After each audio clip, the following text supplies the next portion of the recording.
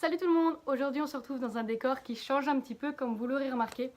Aujourd'hui je voulais vous retrouver dans une vidéo un peu particulière vu que je voulais aborder en fait le débat de l'amortisseur. Alors tout d'abord je vais énoncer les raisons pour lesquelles je voulais absolument faire cette vidéo. La principale en fait c'est parce que c'est un débat en fait qui fait un peu rage depuis certaines années même au sein des Poney Club, enfin au sein de tous les cavaliers. Et je voulais faire cette vidéo en fait pour éclaircir les choses dans certaines têtes, pouvoir préciser certains trucs, tout simplement parce que ça me fait parfois mal au cœur de voir du matériel pas adapté ou en tout cas mal utilisé. Voilà, les cavaliers pensent bien faire, ils se disent je vais mettre un amortisseur pour amortir tout simplement mes chocs quand je m'assieds dans la selle, mais au final ils font pire que bien. Donc voilà, je sais que ça part d'une bonne intention. Mais voilà, donc aujourd'hui on va aborder dans cette vidéo le sujet de l'amortisseur et j'espère qu'après cette vidéo vous en saurez un peu plus de si oui ou non il faut en mettre. Alors je suis vraiment désolée pour cette tache là, elle est apparue il y a 2-3 jours sur mon visage et je sais pas du tout ce que c'est en fait, c'est pas un bouton, c'est voilà, c'est rien, c'est une tache toute rouge qui ne part pas et voilà, c'est un peu gonflé donc je sais pas ce que j'ai fait. Enfin bref. Alors l'amortisseur, on est d'accord, ça sert en fait à amortir au début le cavalier par exemple quand il fait du saut d'obstacle, amortir son poids ou même quand il est trop enlevé, vraiment faire une couche pour protéger le dos du cheval. Mais il faut vous dire, avant tout, au début l'amortisseur ça n'existait pas. On avait juste les selles. Donc la première chose à faire en fait c'est vérifier que sa selle soit adaptée au poney. Ensuite, donc je ferai une autre vidéo pour vous expliquer en fait comment voir si une selle est adaptée parce que sinon ce serait un peu trop long tout dans une. Ensuite, on va partir du principe qu'on a une selle adaptée à son cheval.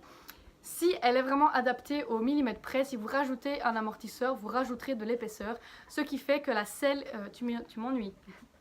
Ce qui fait que la selle qui était à la base à la bonne taille va devenir trop étroite. Je ne sais pas comment illustrer ça. Voilà, donc tout simplement, on va dire que l'arcade en fait de votre selle, elle forme comme une sorte de pyramide qui doit être ouverte plus ou moins selon votre cheval. Si vous avez un cheval de trait, ce sera un angle plus obtus, alors que si vous avez un cheval plus pur sang, l'angle sera plus rétréci. Admettons votre cheval, voilà, ça c'est l'angle qu'il doit avoir. Votre selle fait cet angle-là précisément. Du coup, la selle est adaptée. Maintenant, si vous rajoutez une épaisseur, automatiquement, ça va en fait remplir tout l'espace, ce qui va faire que ça va compresser le garrot de votre cheval et compresser toute sa musculature et toute sa colonne vertébrale.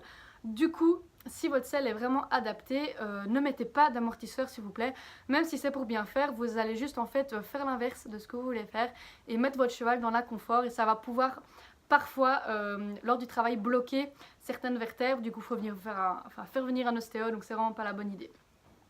Ensuite, on va partir du principe que votre selle est un petit peu trop large, mais qu'elle conviendrait à votre cheval. Dans ce cas-là, vous pouvez choisir de mettre un amortisseur, c'est même mieux. Si la selle est un petit peu large, en fait, rajouter une épaisseur va pouvoir faire en sorte de rendre plus étroit l'espace qu'il y a de la selle. Du coup, elle sera beaucoup plus adaptée à votre cheval. Donc pour résumer la chose, si votre cheval a une selle adaptée à son dos, il n'aura pas besoin d'amortisseur. Si toutefois vous souhaitez quand même en mettre un, essayez de voir que votre selle vous propose la place d'ajouter un amortisseur. Maintenant, selon la place, vous avez aussi différents choix d'amortisseurs. Il y a des amortisseurs en gel, en mouton, en néoprène, voilà, ce n'est pas le débat aujourd'hui. Donc essayez de voir en fait toutes ces composantes là et il faut les associer, regardez vraiment chaque cas par cas, donc c'est ça que c'est très difficile, donc ici on voit juste les généralités bien entendu.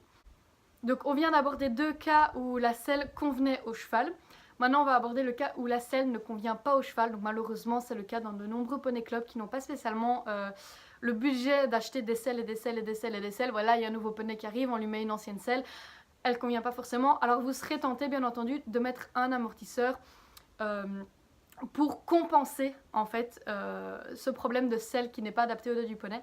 De nouveau on se retrouve dans le même souci, si la selle permet la place en fait pour y laisser l'amortisseur, ça peut être une bonne idée. Maintenant si la selle n'est pas adaptée, qu'il n'y a pas la place pour mettre l'amortisseur, que vous en mettez un, que vous écrasez le dos du poney en plus, c'est peut-être pas génial. Donc voilà, dans ce cas là c'est peut-être mieux en fait de regarder pour une autre selle tout simplement. Ou alors faites bien attention de regarder que la place nécessaire est disponible pour pouvoir mettre un amortisseur. Aussi, je vais maintenant parler un petit peu de l'utilisation pure et simple de l'amortisseur, à quoi il sert plus exactement.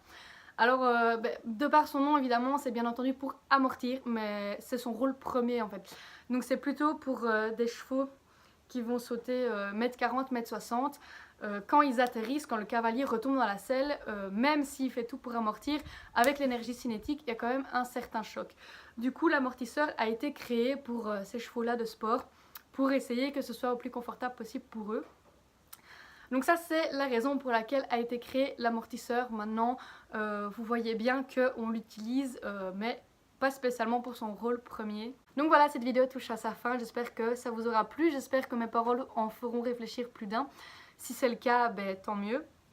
Maintenant j'espère aussi que j'ai été claire, que vous avez quand même compris. Si vous avez des questions ou un cas particulier à me proposer, voilà, vous avez un cheval, vous ne savez pas ce qu'il faut faire, vous voulez des conseils, ben, n'hésitez pas à me le demander, je serai vraiment très ravie de vous y répondre et de vous aider tout simplement. Donc voilà, je pense que j'ai assez blablaté pour aujourd'hui, j'espère que cette vidéo vous aura plu, n'hésitez pas à laisser un petit pouce bleu, un commentaire et à vous abonner si ce n'est pas encore fait.